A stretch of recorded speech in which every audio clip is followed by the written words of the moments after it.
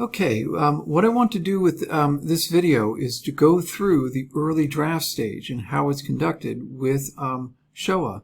Now, the very first thing you need to do is decide whether or not you want to write on the witnesses from Chelmno or Treblinka or the Warsaw Ghetto. And you need to make a determination of which one you want to write on. And this is really the first part of the first stage, is after you've gone through and really experienced the testimonies from the three different areas, you've got to decide, well, I think I want to write on Treblinka, or I think I really want to write on Chelmno, because I think something in Grassler is, I want to write about something he said, or I want to write about Chelmno, and I want to go through Shrubnik's testimony or something like that. You have to decide, after going through the testimony, which area of the testimony you want to write on. And this is a very important element of the early draft stage. It's getting a focus, because what you're not doing, what you do not want to do, is to write a summary. We are not going to write a summary about everything that took place in World War II with the Holocaust. That's too much, and you can't really give an insight if you try to cover the whole darn thing. What you're just going to do is summarize somebody else's material, and that's not the goal of an analytical essay. The goal is going to be giving an insight that other folks didn't know about. And to do that, you've got to get precise. You need to be detailed. And so from the beginning, you need to go through all the testimonies, and it's the Chelmno testimony up to minute 35, then the Treblinka testimony in part 2, that's up to minute 42. That's from the beginning to up to minute 42. And then the Warsaw Ghetto testimony starts at 4:11 and runs until the end. Okay? So you need to choose which area you want to write on. And then you've got to decide, I want to write on Bomba, because I think I want to write on something important in him. You have to decide on which witness or witnesses you want to write on. Now, I strongly urge you to do no more than 2, okay? And that was one of the reasons why I focused the viewing early on to the 3 different areas, because I don't want you doing multiple witnesses, because things start to get confused. And as a historian, you want to keep it under control, and you also want to really examine, are the witnesses reliable, and also, what's the importance of what they're talking about, okay?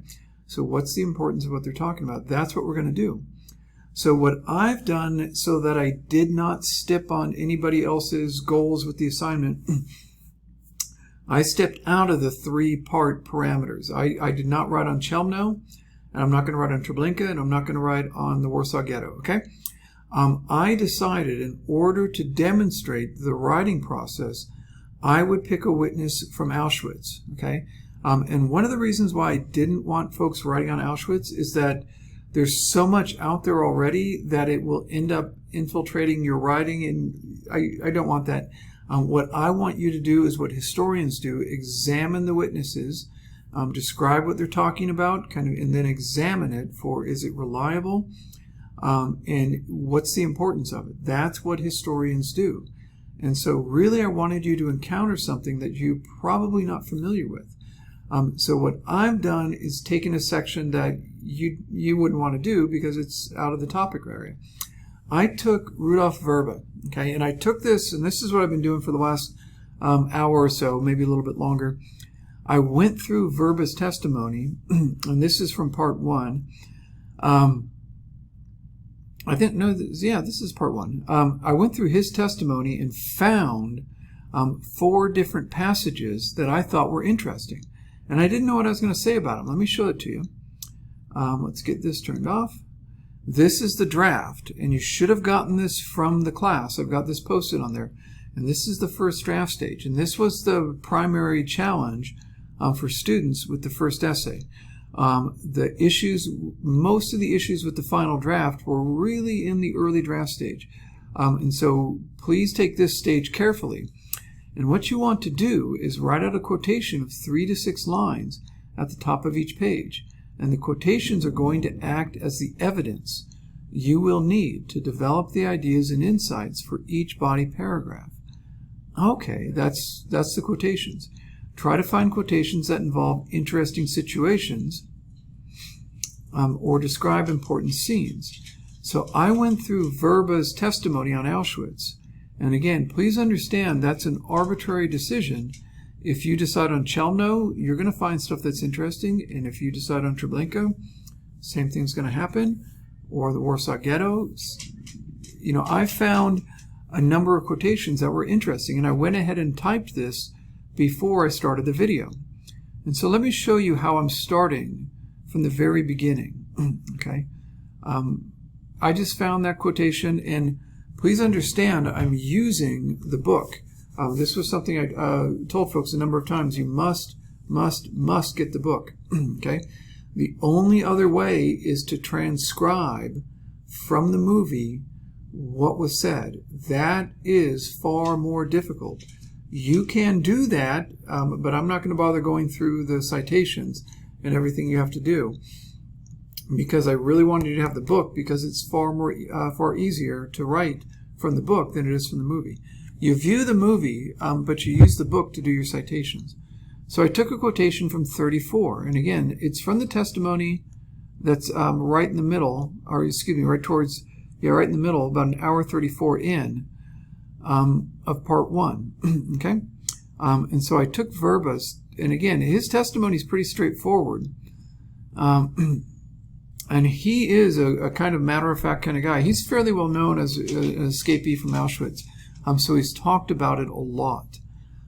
So he talks in a very straightforward manner. And he just said constantly people coming from the heart of Europe were disappearing, and they were arriving to the same place with the same ignorance of the fate of the previous transport. And so I took that one down because I thought that was interesting about how it's undertaken, how, you know, the people were arriving.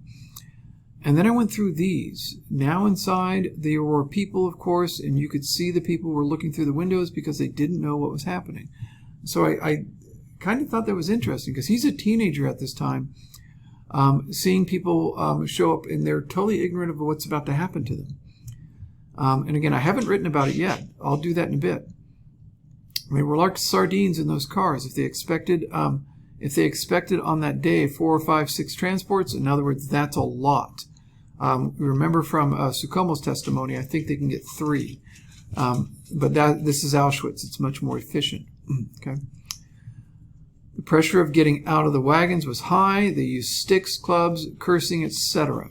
And that was interesting to me, getting them out of the transport, because that's something that Sukomo talked about, getting them out and getting them loaded.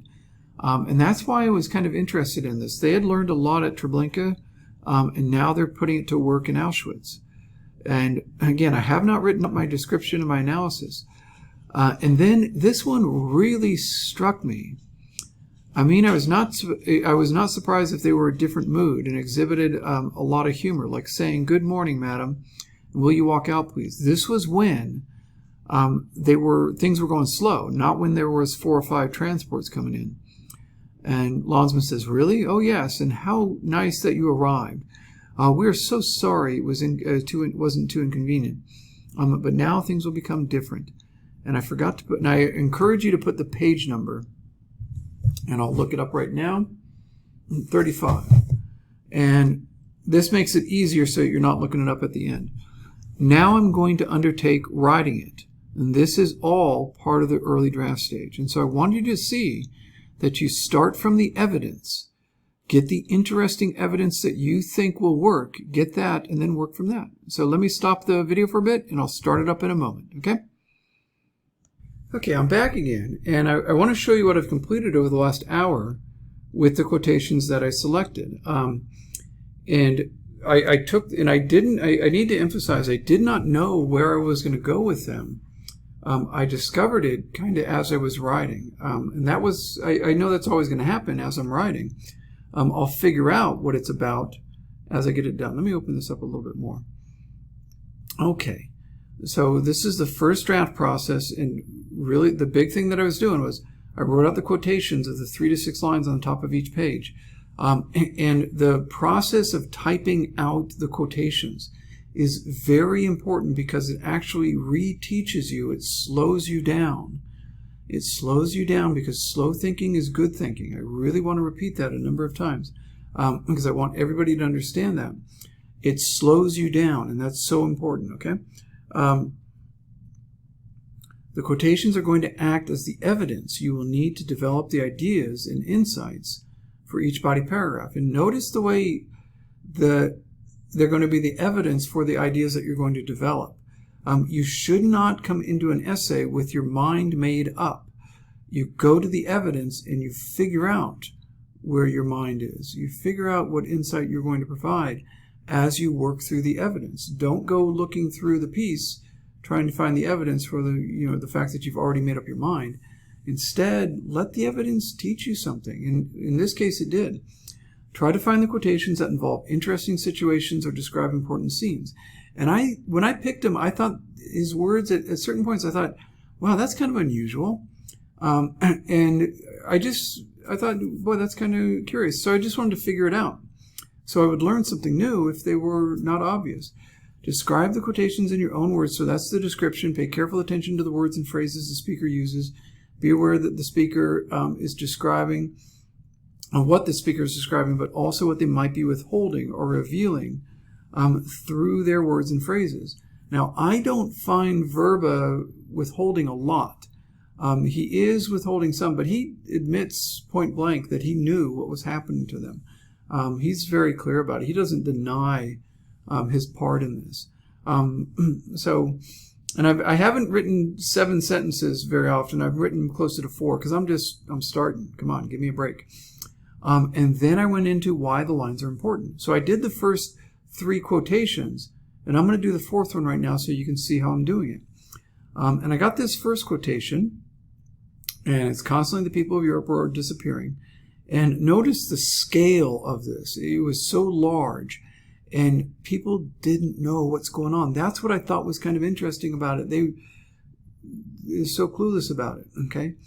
And I described what Verba was saying, and I can do a better job than this. But I'm in the rough draft stage, so I'm going to do what I can. And then I went through why it's important. The gassing of so many people was kept secret, which made it possible to unload these people, since they were not thinking they were about to die. Verba is clear that he knew that these people were going to be murdered, but he did nothing to resist, which shows the level of fear that was used to ensure the compliance of the Jewish workers. So that's why I think these lines are important. One of the things he doesn't say that he did not have any idea about how I'm going to fight back. Well, he couldn't. So it wasn't possible. So it shows the level of fear that was used. Verba, if you know about him from his other testimony, was he escaped from Auschwitz, which is extremely rare. So he was a very inventive and rebellious guy. And he shows no sign of resistance here. And I'm thinking, why? Why wasn't he doing anything, yelling at the Germans? They had a level of fear, and he wasn't doing anything underhanded or sneaking anything. They had them under total control. That's why I thought these lines were important. That's what I figured out. Okay? So I figured that out just now. And then I went to this one. Could see that the people were looking through the windows. This is when the transports were arriving, okay? So I described it. Verba describes the mental condition of the Jews who were being transported. Many were on the train for as long as 10 days. And again, notice I don't jump ahead. I don't analyze why it's important. Not yet. I describe it first. That slows down my thinking. Why is this important?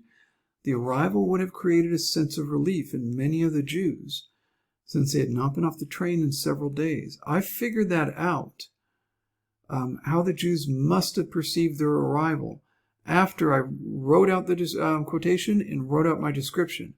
I went, God, the Jews must have been really exhausted and been just looking to get off the train as fast as they could. The combination of exhaustion and the confusion would leave the Jews with little chance of figuring out what was about to happen to them. So they're not going to figure it out because just get me off the train. So that's why I think his words here are important, that the train trip was so stressful it was useful. The stress on the Jews was useful to make the processing of them a little more smooth. Then I got to this. They were like sardines in those cars. If they expected on that day 4, 5, 6 transports, and again, remember from Treblinka, he would get as many as 4. It's 4 or 5. Again, I just typed this out, so you're going to see my bad typing. The pressures of getting out of the wagon was high. They used sticks, clubs, cursing, etc. And at first I didn't think much of this quotation, but then I described it, and I was like, because Verba, other places, in a place I did not quote, and now I'm kind of wondering if I should have, but he talks about the Germans were there with their guns. Notice they did not use any guns here at all. They weren't threatening the Jews with guns. But the Jews like Verba, who were part of the transport, or part of getting the Jews off the trains, they knew the guards right behind me have guns. But the Germans didn't use the guns to get the Jews off the trains. And so then I figured out Verba notes the haste of the process of getting people off the trains, but the description of the weapons does not include guns. Sticks, clubs, cursing. Okay, get them off fast, beat them, get them off, but don't let them believe they're about to die with a gun. Okay, we don't want to instill panic. The Jews who were about to be executed were not threatened with immediate death, since this probability would have included induced panic and made the situation more difficult. So what I want you to be aware of, I've done 3 of these paragraphs, is that by slowing down, you suddenly start discovering things. You suddenly start getting insights. But it's very important in the early draft stage. Notice this doesn't look like an essay at all.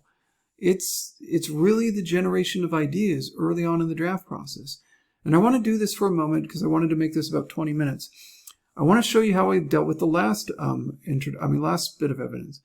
I was not surprised they were in a different mood and exhibited a lot of humor, like saying, Verba notes that the Germans themselves were actually, I use the word actually far too often, were at times using a sense of humor when they were getting the Jews off the transport.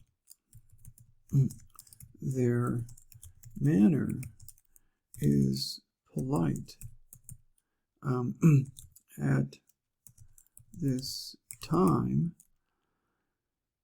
and includes courtesy to the Jews who were obviously exhausted from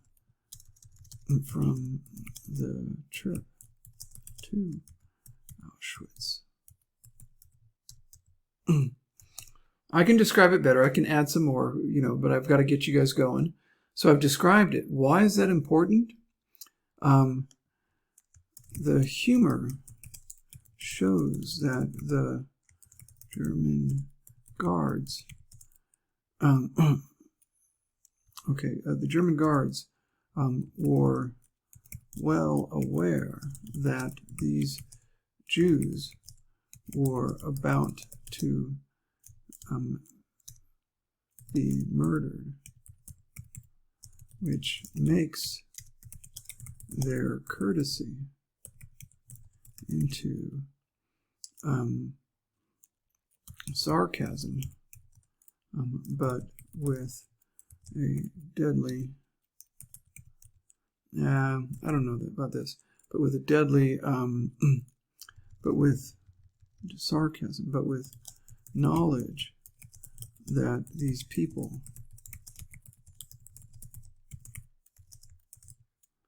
they are mocking the Jews. They are mocking the Jews, but using courtesy to ensure that the processing still goes smoothly. So that's what I'm coming up with so far. And that's what you do. That's when I shifted into why it's important. Now I'm looking over this, and I've got 3 elements in for each body paragraph of my 4 body paragraphs. And that just took a little bit, but it didn't take too long. But it doesn't look like an essay yet. It's going to look like an essay once I get through with, once I get done with. It's going to start looking like an essay after I get done with the middle draft stage. So I've generated my ideas, and it really gets into why how the Germans concealed what they were doing and kept the panic down by moving people so fast and not letting word get out. They used fear among the Jewish workers and speed among the Jews being executed, and even courtesy when things slowed down. But it really was sick to a level of just mocking people you're about to kill. That's pretty horrific. So that's what I've done so far. Let's hold it here and get through with the early draft stage, and I'll show you how to handle the middle draft stage. That's what I'm going to go through next. Okay? So good luck with that. Make sure you do the early draft stage. You get your quotations first. Get 4 quotations. Okay? Pick whether or not you want to do Chelmno, Treblinka, or the Warsaw Ghetto, and then get 4 quotations from Chelmno, or 4 quotations from Treblinka, or 4 quotations from the Warsaw Ghetto. Okay, so get that parameter first, then get your evidence, and then write about that evidence. Get the 3 to 6 lines. My rule of thumb is 3 to 6 lines for the evidence. Get 4 instances of quotations, of testimony from either Treblinka or, excuse me, I should say Chelmno or Treblinka or the Warsaw Ghetto. Write it out and then develop it, describe what's going on, and then expect to figure out why it's important while you're writing about it, okay? So that's the early draft stage. I will do the middle draft stage in a bit. Maybe later today, maybe by tomorrow. Let me see. I'll see what I can do, all right? Good luck with this, guys. Take care.